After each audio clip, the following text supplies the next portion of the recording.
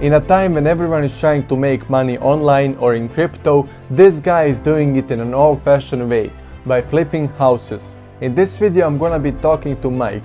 He is a home flipper and a really great investor. From crazy stories how he found all of his deals to great tips he gave us, this video is a must watch if you wanna get into a home flipping business yourself. So without further ado, let's go and talk to him. Hello. Hey, what's up, Mike? Hey, how are you, buddy? How are you doing, sir? Where are we today? We are at my Flippin' Brook Park. Awesome. What's the story behind this one? This used to be a crack house. We got this from a wholesaler.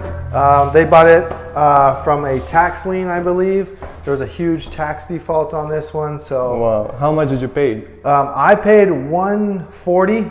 Okay. I paid $28,000 to the wholesaler to get the deal. Okay. But it was worth it for me. So How much are you selling it for? $225. $225. $225 okay. cash, no realtors, and I should walk away with about $40,000. Nice, man. Yeah, show us around. All right. So it's a 3-bedroom upstairs. It's a bi-level house. When we purchased it, it had no doors, no door frames, holes in every single room. There was some crazy stuff going on in this house. Okay. They had shot through this door into our neighbor's house. No way, that's crazy, dude. Almost killed the neighbor. So we did agreeable gray here because there was some pink walls, some crazy things like that. So the gray, we don't have to do so many coats and it looks nice. So we did the agreeable gray with the white trim, the nice wood floors. We go with the waterproof vinyl plank. Seems to work pretty good for us. Nice, dude. Yeah, it looks amazing so far. And here we have that's our bathroom. Actually, this was the part that wasn't as bad. They had some contractor come in here and did this tile. But the vanity didn't work. The tub was disgusting. The toilet was, everything's new in here besides the tile work, but everything else we had to replace. And awesome. Yeah. So new flooring. Is this LVP? this is the waterproof LVP. I use it at my house too. Works good if you've got kids or anything like that. So this is like a living room type This is thing. a living space here.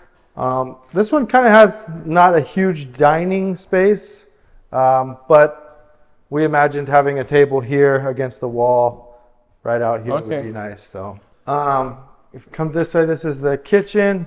Before there was nothing here. Actually the floor was all subfloor. There was nothing on the floors. There wasn't even a sink. All there was a stove and just like cat poop and stuff everywhere. Wow. It was terrible. So you bought this from a wholesaler? Bought this from a wholesaler. Crazy story is, bought it from a wholesaler and we did a showing. I bought the house. They didn't move out. They stayed in the house for 2 months after I bought it. No way. So they took the money and they stayed in the house for 2 months. And they tried to write me and say, hey, can we just stay here for a month till we find a place? And I'm like, sure, let me go get some money from you for a month, sign a lease, month-to-month lease. She never showed up. Every time it was a big story like, oh, I got this going on, I'm not going to make it, I got this. So then finally I just took her to eviction court. How long did it took you to evict her? I got a pretty good eviction lawyer out here. So it was like 2 weeks was our court date. They gave her 2 weeks to get out. So it was about 4 weeks total. Cost me $500. I was out here with the bailiff, and man, the whole neighborhood came out. Everybody was so happy to see this house gone. Like everybody was clapping, cheering when they were leaving, and it was a pretty cool. Yeah, and they say investors are bad, man. Right, we get a bad rap, but we're making this neighborhood. Yeah, look at this dude. Like all brand new stainless steel appliances, new kitchen, new windows, everything new. Yeah, this is kind of our standard for most of our flips. Contrary to HGTV, we kind of keep everything pretty similar. We use the same countertops, the same cabinets. The difference that we've done on this one is we went with the gold accents on this one. My wife did this in our house. We just remodeled our house. I think he looks cool, man. Yeah, I actually love it. We usually do black, but she started doing these gold button handles and these gold handles here, and I think it looked really good, so we went with that. And down you have the basement, or? Well, this is a bi-level house, so I don't know if they consider it a basement. But there's a lot of space down here too, usable space. Let's take a look. Turn these lights on down here. So this is a nice sized bedroom down here. And because we have regular windows here, this is considered a bedroom. This didn't have a closet here, so we framed in a closet to make it an official bedroom. Yeah, one thing you'll notice, I don't know why there's so many plugs in here. Yeah, it's crazy. It's a game, like a game room. Yeah, it actually was a... It's a man cave. Yeah, exactly. Well, then down here we have another bedroom. This one was already closeted. Okay. Yeah, same thing. Bi-level house with the windows on the bottom, so counts as just a bedroom. This one, we were considering making it a bedroom, but it has the electrical panel here, and it has the ducts right here. Oh, it doesn't have the closet. It doesn't have a closet, so instead of framing, we thought about framing a closet here, but then the panel would have been in the closet, which sometimes is okay, but for us, we wanted to leave it open for the buyer. This could they could make this a bedroom, or this could be a living space down here. So 3 bedrooms upstairs? 3 bedroom upstairs, 2 bedrooms down here, and then this room. Yeah, I mean, even like 6 bedroom house, that sounds just like too much, right? Exactly. So 5 bedroom, 2 bath, and then we counted this as like, you could put a couch. This could be the actual gaming room or whatever, you know. So it looks cool, man. yeah. If you come this way, this actually, I'm just going to close this real quick. The way this was set up before was you'd come in here through this way, and there was a tiny little door right here. And I'll send you some before pictures before, but there was no access. There was no bathroom. Well, there was a bathroom, but it was the worst bathroom I ever seen. You had to get through a little wall like this to get to the vanity that was like this big, and the toilet was terrible. So we closed up the door here. We made it more accessible over here. It's kind of annoying to go back and forth, but that's fine. And here we have and this is what it turned out to be. So we like using the subway tiles for and actually, you know, when we buy subway tiles, we just buy a lot of them so that way we can reuse them. This hexagon tile is kind of a new thing that we've been doing. It looks really great. It gets a little dirty sometimes, but we use the hexagon tiles in that color, or the charcoal gray looks really good as well. Looks nice. And these doors. This door leads you out to the garage. Did you change the AC as well? No, the AC and the furnace were pretty new, so that's a good thing. We just have a 2-car garage here. Nice little backyard over there, and yeah, I love the neighborhood, man. It's so peaceful. The school is like really close by. Yeah, Brook Park is one of my favorite places to do flips now. Yeah. I stumbled upon it. I live across the railroad track, so I stumbled upon it this year. And for people watching, we are now in Brook Park, Ohio. Brook Park. It's a really good area to play homes. Class. It's where the Browns might be moving. Yeah, go Browns. Go Browns. I found that news out as I was doing the project, so that was good news for me. So this is a good area to buy and hold now. Yes. Yeah, so now we are gonna go and see some more of your deals, right? Correct. I've got another flip going on about 5 minutes that way, and then I have another flip going on. Actually, we decided to keep that one and make it a Airbnb, but it's in Parma. Nice, man. So Mike does a lot of deals, and he also does storage units, short-term rentals, and a lot of other things that we're gonna be covering in this video as well. Correct. I got a few rentals. I do a few flips a year. I try to do one a month. I have a 33,000 square foot storage facility in Huron, about 40 minutes away from here. And then I have a furnish finder and an Airbnb coming to life. Awesome. Yeah, let's go to the next one, shall we? All right. Okay, so this is the next one. This is our next house. This is our project in Parma, another suburb of Cleveland. We got this one from a wholesaler. We paid $90,000 for this one. Wow, dude, that's crazy. Sorry, we paid $95,000 for this one. Yeah. Our budget on it's $45,000. It was a pre-probate deal, so the guy had passed away, and they were just looking to get rid of the house and give the money to the heirs, and they didn't want to deal with anything, so they just wanted a quick close. We came in cash with the wholesaler and closed in like 7 to 10 days. So yeah, so this has actually been one of my pain projects. We bought this 8 weeks ago now, and actually tomorrow was supposed to be the day that we're done. So this is one of the things you deal with as a flipper. It's constantly trying to find new contractors, constantly giving people a try. Yeah. They don't perform, you move on to the next one. This is a prime example of this. So why don't we come in and I'll show you. Let's see. Like I said, we're supposed to be done. I'll show you the back real quick. We're supposed to be done April 10th. The amount of trash that came out of this house, it was basically filled everywhere. Yeah, just for the reference, today is April 9th. Right, supposed to be done tomorrow. So there was about 4 or 5 cars in here. The trash was in the house was up to, I mean, you're taller than me, it was as tall as your head. So it looked like that everywhere in the house. So I actually kept this car and that car over there. I got them for $500. I'm gonna sell it to somebody for $1,000. Yeah. Yeah, somebody's gonna buy them for $1,000, restore them, and sell them for way more. Yeah. So, Awesome. yeah. So let's go inside. So we had to get a new roof. This spot right here, you could see it on the back roof over there, but there was 5 layers of shingles on this, which I didn't even believe was legal. It was insane. So we got the new roof already. Yeah, let's just go inside and take a look. So this way to the kitchen. It's a pretty small little layout.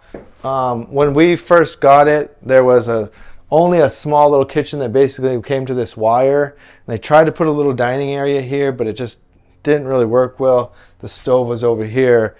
So now we're gonna put a nice corner cabinets all the way from here to like right here, basically to the window. And we're gonna put a eat-in, built-in dining bench right here. Nice. To just have a nice little dining area for them here in the kitchen area. So back to the contractor story. Yeah, so we were supposed to be done yesterday. The guy's working in Cincinnati. He's got a crew that he sent down here. They were actually staying at my other property, one of my furnish finders, for the last like month and a half.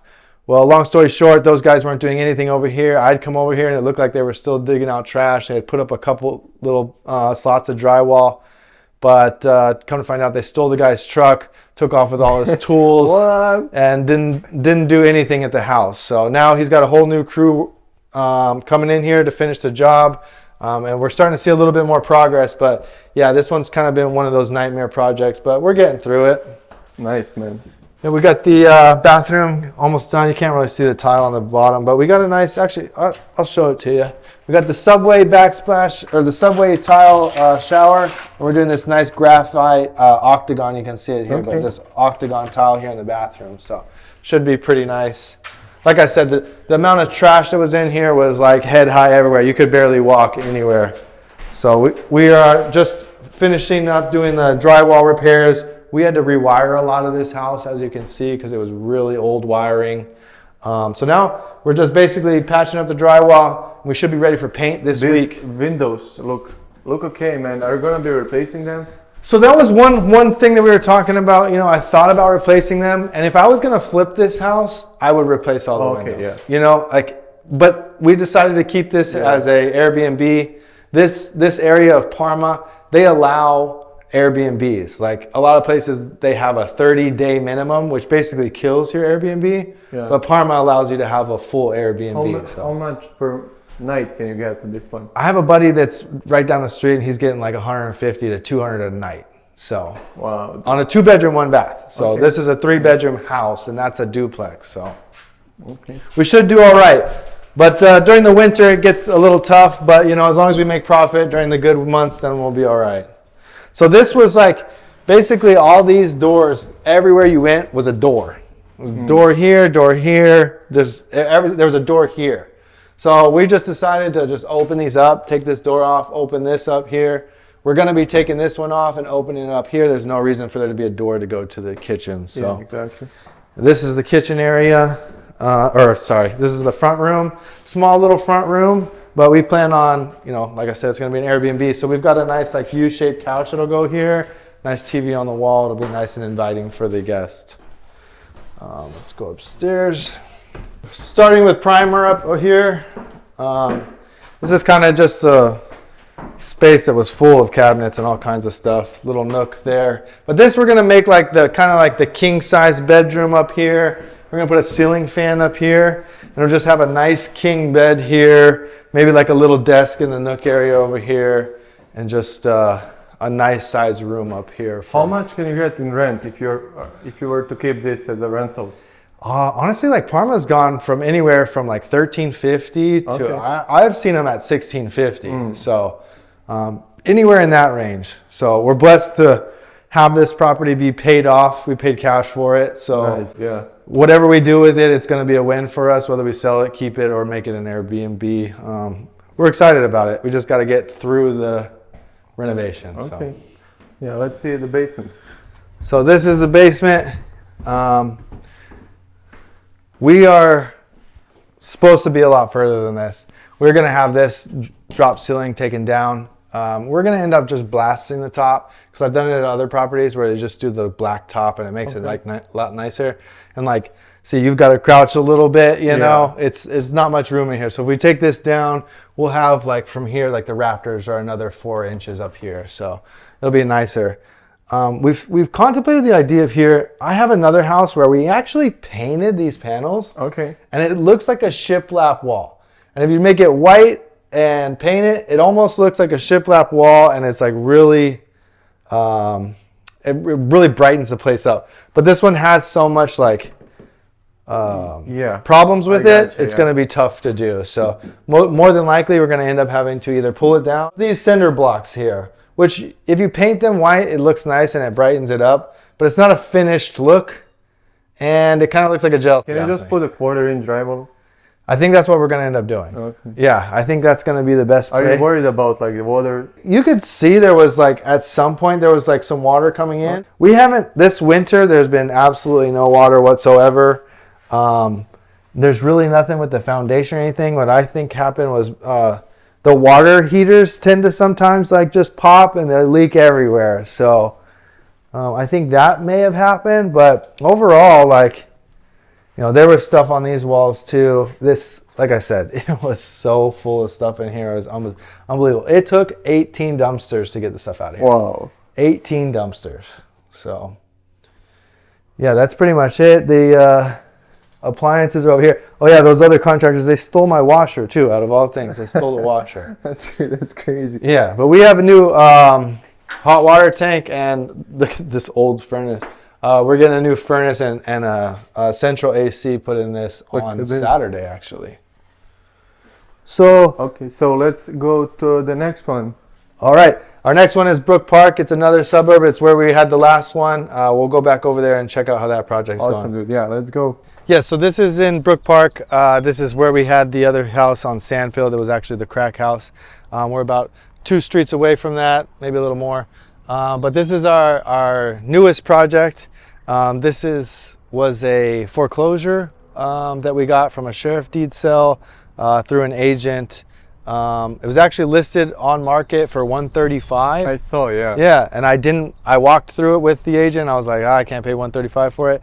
They lowered the price to $122. They ended up with like 10 offers. So I just was working directly with the agent. I said, hey, I'll pay basically $500 over the highest offer, which came to $126. Okay. So we bought this house for $126,000. And yeah, let's go check it out. Yeah, let's see. I mean, it looks nice from the outside. Siding is okay. The siding's nice. We've got some, you know, just some trim issues we got to do here. Obviously, there's a lot of work inside. This was kind of, this wasn't necessarily a crack house, but this guy was strung out also. So, okay. Yeah, we're going to do all the steps. The flooring in here is all going to be done. Watch your step. We're not doing anything layout wise downstairs. We're just going to basically scrap everything. New cabinets, countertops, appliances. Windows are okay. Windows are okay. Some of them are broken. We just got to fix the panes. So we're going to actually do this. We're going to do a nice shiplap accent wall, which I think is going to be really nice here, especially since it's this ugly maroon color. But yeah, and then we're actually going to keep this similar to the house that we were just at in Parma.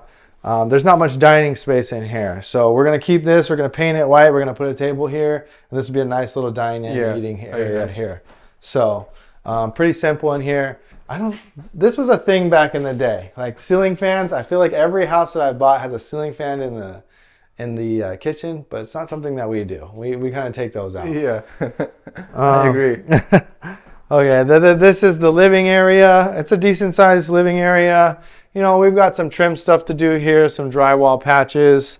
Actually, there's nice hardwoods underneath this. There's one thing in Cleveland is like, you know, for some reason they built them all with nice hardwoods, but then they just covered them up. So genuinely, almost every flip that I've had or every property that I've had, we pull up the carpet and there's nice hardwoods. Some of them have been rougher where they have like dog urine and stuff like that and stains, but you can pretty much sand them down as long as there's not big gaps in them.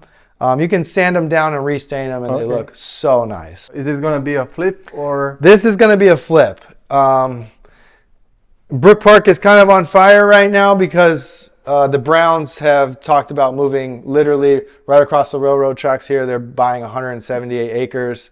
Wow. And so it's been setting Brook Park on fire. So, yeah, this is the hardwoods. I know it looks crazy in here, but a good sand on these and a stain.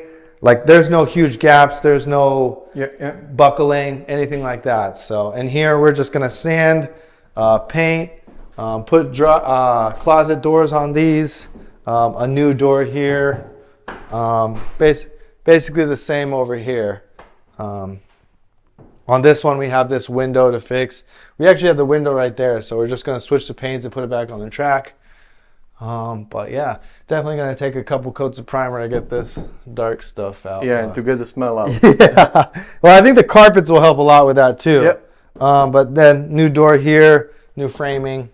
The bathroom actually surprisingly isn't like the worst, but I'm kind of like big on just, if I've got the guys here for labor, it's, you know, $300 for a new tub. They're going to be tiling the floor. They can tile this for not much more. Yeah. Vanity isn't so bad. You know, if I reglaze this top like white, it would look pretty good, right? I mean, this toilet, not the best. Clean it out, put a new top on it, it would be good. This bath, you can reglaze it again, would be okay.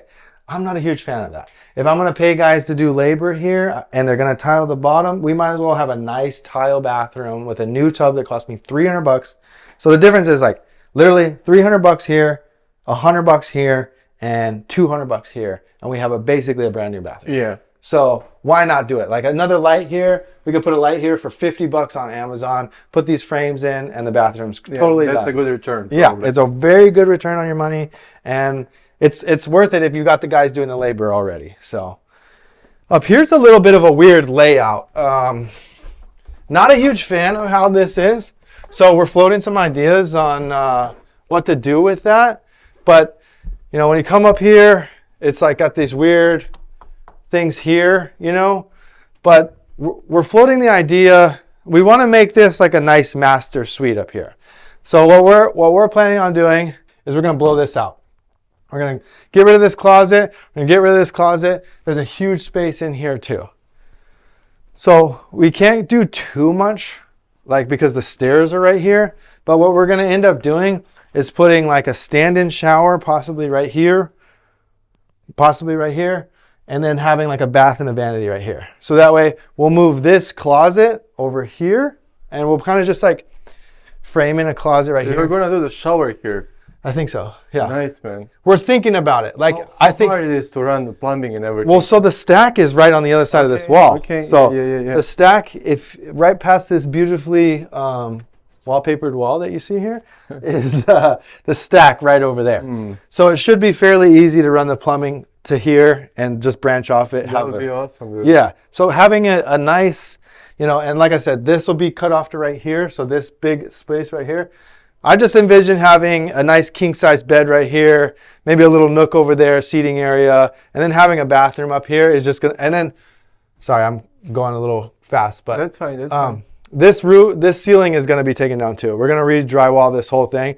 It's kind of just like this crappy. Yeah, I see. It looks like it's like the wood paneling just painted and like they try to texture it. So new drywall in here, get rid of this stuff. And the flooring, we're going to have nice wood planks in here. And it's just going to be like a nice master suite up here.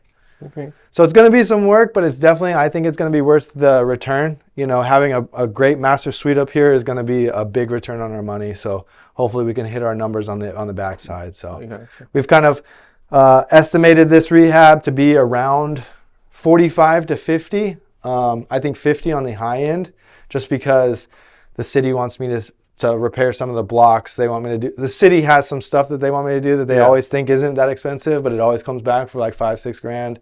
And then I need a new HVAC and furnace in this one too. So cool, man. yeah. So thank you so much for your time today, man. So for the end, what would be the tip like for somebody starting out and they want to flip a house?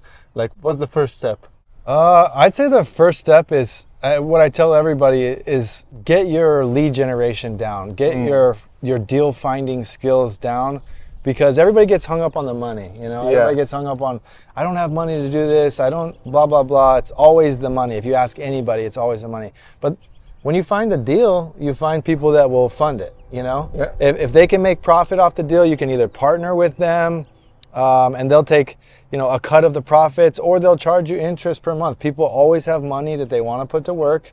And, you know, for example, on this deal, I have a private lender.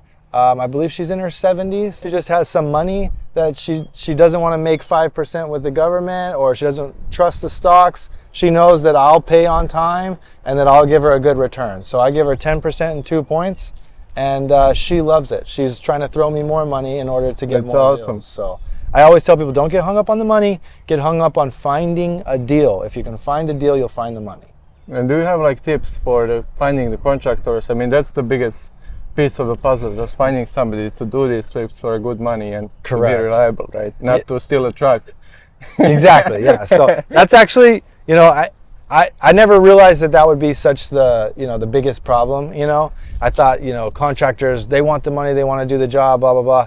It never seems to work that way. You're always trying to find somebody, and you're always, from what I know, the guys on the bigger levels, they're always dealing with it. They're never not dealing with finding more contractors. The best advice I could give, hire a project manager, so that way they can find the people to do it. You know, that's my next step. I want to find a project manager and let them run the projects for me, and let me focus on finding more and finding the money to do so.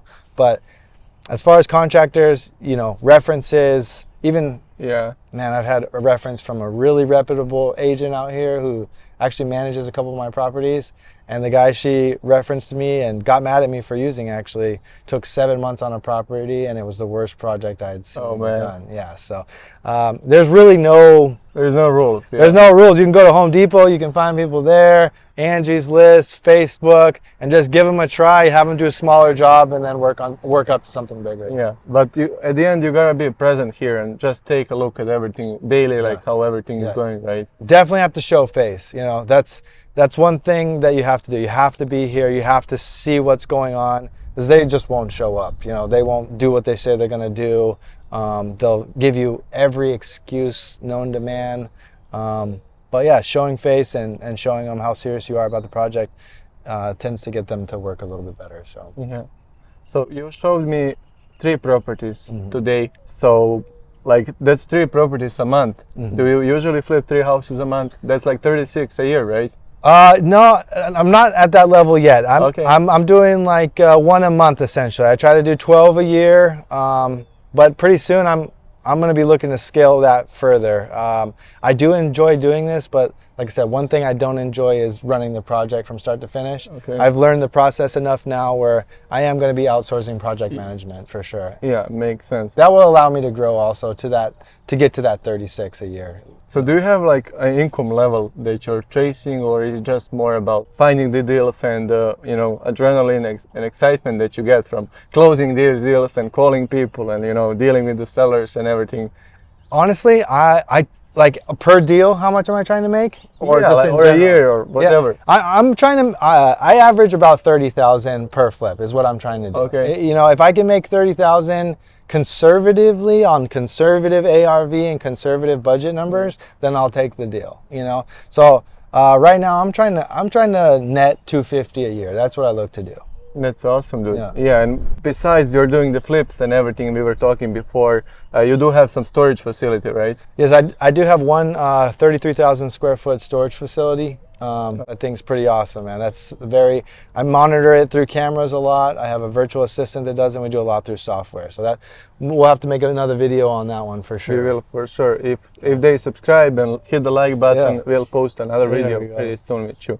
Well, thank you so much. And if you guys find this video useful, I'll link his I'll link your information down there. They can reach out. You can show to people how to make money. And of course, if you have any off-market deals in Cleveland, Ohio, or surrounding areas, please reach out to this guy. Man, thank you so much for your time. This was helpful even for me. I'm an agent, I'm in the business, but hearing this from this side and this perspective was really useful for me. So thank you so much for your time. Of course.